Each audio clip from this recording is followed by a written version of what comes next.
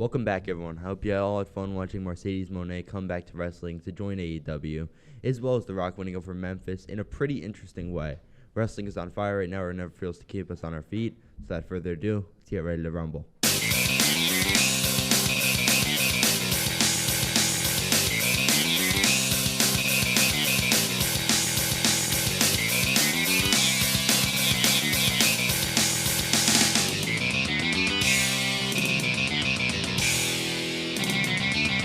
So starting off here with probably or arguably our biggest topic of the day, Mercedes Moné from New Japan coming to AEW after being out of wrestling for just about a year with an injury.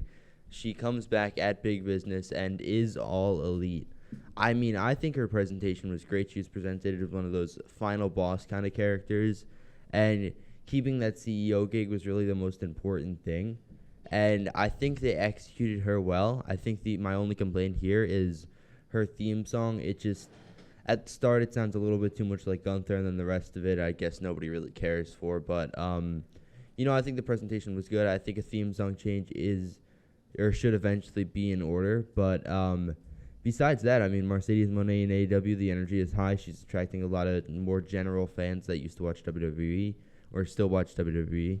And I think this is going to bring in a lot more for AEW. I think we're going to see a lot more from AEW with this whole free agent haul of Will Ospreay, Kazuchika Okada, and now Mercedes Moné. So, very exciting stuff from AEW. Now we're moving on to the rival brand, WWE. And on Monday Night Raw, we had the gauntlet match. And at the end, Sami Zayn rolls up Chad Gable to beat him and go to WrestleMania versus Gunther. And this past Monday, we did see some signs from Gable. I wouldn't say necessarily of a heel turn, just, not really any emotion after it, and telling Sami that he can't beat Gunther, which, I don't think he's going to beat Gunther generally, but, he's just taking all of Sami's confidence away, and Sami is kind of built on confidence, kind of built on being that underdog in every match that he's in, and, Gable just kind of sucked the life out of that, so it's going to be fun to see how this whole build-up is with Gunther and Sami and then Gable in the background, but, I think what we see from Gable, I don't think we see him on the WrestleMania card, sadly, unless it's in a showcase. But, I think this match is going to be great for the IC title at WrestleMania. I think it's going to be a heck of a match to watch. But Chad Gable, there's going to be a lot of emotion seeing him just watching from the sidelines when, we all truly know he kind of should have been there. But nonetheless, Sami Zayn, one of the best in the business right now, and he definitely is due for this title shot and due for another big match at WrestleMania. But back to AEW here. Darby Allin, I mean, the last time we kind of saw him, he jumped through glass and chairs, which, not a very great idea. But, there are some rumors that he might have to retire, soon. And, he's only about 32 years old. I mean, this is not really something you see much, but it's expected because he's out there, killing his body for what? Just, a wrestler, the biggest thing is, obviously being good at what you do, but the second biggest thing is having the longevity to go. But I think Darby Allin's body is, leaving him, wearing out on him, and I just think he's not going to be able to last that long. I don't even think he's going to be able to last till 35 at this rate, but, it'd be very sad news to lose Darby because his gig is just so interesting, being, the half skull and then the half human, but, I don't think he's going to be here that much longer if he keeps doing this to his body. But, nonetheless, that's some sad news. But here's some happier news on AEW. Tonight, you'll probably be saying this after the match is over, but right here tonight, we'll have Christian Cage versus Adam Copeland, the third matchup in a I Quit match on Dynamite, which, Adam Copeland came on last week and brought out, I think, a spiked piece of wood that Mick Foley gave him. I'm interested to see how that's going to be used in the match. But, in this match, I mean, Christian Cage, obviously his first run with the TNT title was amazing. But I do think he has to let it up just because I don't think this has been a very good run. I think it's kind of gotten stale, I'm not saying Christian Cage isn't doing good work in wrestling because I think he's one of the better guys in wrestling in terms of just in-ring work and promo work, one of the best in promo work, one of the best heels in wrestling. But, I think he has to drop it here, and I think Copeland finally has to have a run with it because the TNT title has to eventually move on. And if a title is being used in such a stale way, I mean, what really is the point of that? But, our another topic here for AEW, Kazuchika Okada tonight as well, facing Eddie Kingston in a Continental Rules match for the Continental title, which means no outside interference, so no Young Bucks for Okada, and nobody can really help Kingston. This is Okada's first singles match in AEW. I really don't see a world where he loses it. I have Okada here pretty easily.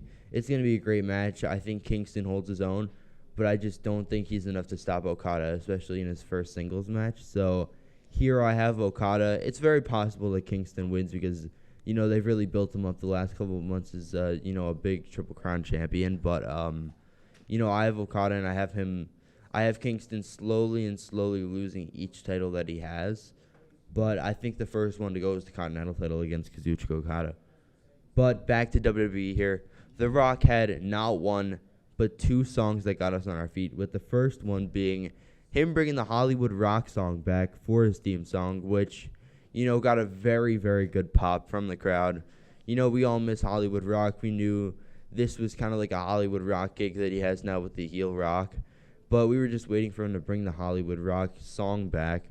And, he did it this past Friday on SmackDown, which, got everyone on their feet, got everyone happy. And it's something that should be done, and it's something that makes a big effect because it's done.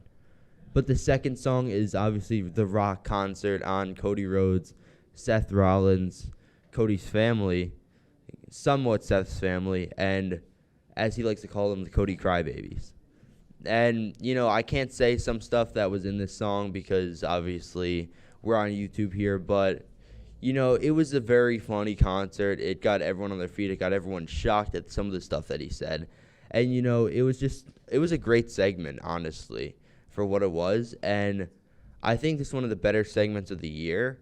Obviously, you have The Rock on your show. You expect a great segment. And that's exactly what he did here with this concert. It was a very innovative idea, and, they made it work very, very well to their favor. And, The Rock, of course, everyone hates him now because he's heel, but, now he's very underappreciated because of the body of work in which he's putting in promo-wise. We got to see him match-wise. I don't know if he's going to be able to stand in the ring. I think he will be able to, but, we just got to see they're kind of bringing him back with a tag team match. So it's going to be less work in the ring, which is, I think a better bring back for him. But, nonetheless, Rock, a great embodiment of what WWE is and the work that they do. But we're on Monday Night Raw still. Ricochet, in the gauntlet match, pins JD McDonough. Then the following week after on Raw, Rhea says that Dominic gets a match with him. And Dominic loses to Ricochet. And, Ricochet's getting a big push here. Or not a big push, but I'd say something's getting started for him here.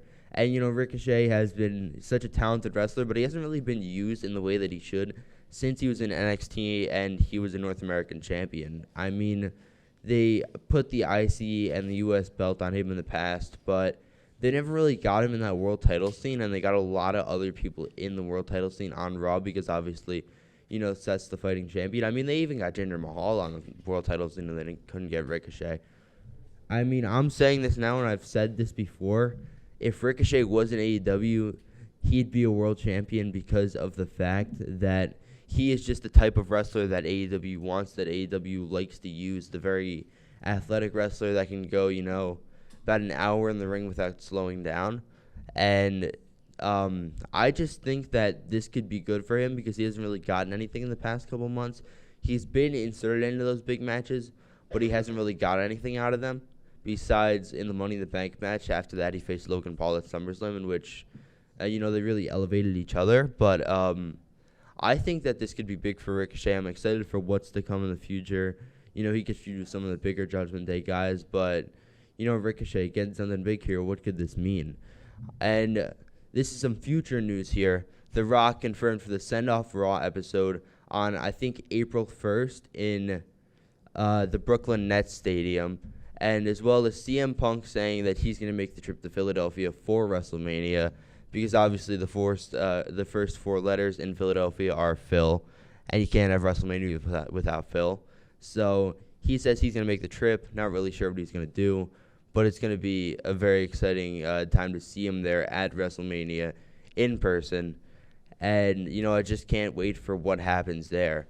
But to our final WWE topic of the day, Karrion Kross and Bobby Lashley, their factions have been feuding on SmackDown for quite a while, but we haven't really seen anything besides just interferences. We haven't really gotten a payoff here. And, they had a singles match last week, but it couldn't even get finished because of the interferences, which, we kind of expected that. But they need to get these guys on a WrestleMania card. I think the best way for them to do it would be their factions facing each other 3-on-3. I don't think it's going to happen. I think, if anything, it's a kickoff show, or Kross and Bobby Lashley go in the Andre the Giant Memorial Battle Royal. But, I think the best thing they could do is a 3-on-3 match, maybe Extreme Rules or Street Fight. But I generally don't think they're going to do that. I don't really know what's next for Karrion Kross or Bobby Lashley. I don't know how they're going to end this feud. But, it's getting kind of stale. The fans are getting kind of bored of it. And we can't really have this happen with Kross again. With Karrion Kross, they're kind of on their last chance here, because every time they bring him back to wrestle, they kind of just throw him away after a couple weeks in a couple squash matches on SmackDown where he gets squashed.